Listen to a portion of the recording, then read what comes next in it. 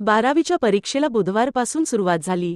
परीक्षेमधील गैरप्रकार टाळण्यासाठी शिक्षण विभागाने सर्वत्र चोख बंदोबस्त करून कॉपीमुक्त परीक्षा घेण्यासाठी सर्व उपाययोजना केल्याचा दावा केला असला तरी कॉपी बहाद्दर नवनवीन युक्त्या शोधून कॉपी करत असल्याचे उघडकीस येत आहे।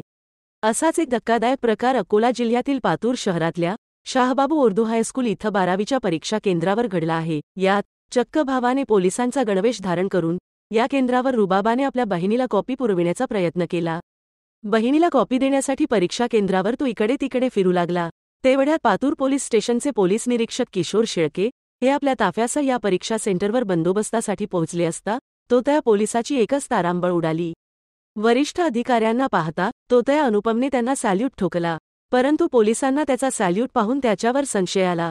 तसेच त्याने घातलेला गणवेश त्यावरील नेम प्लेट चुकीची असल्याने हा सर्व प्रकार उघडकीस आला आहे।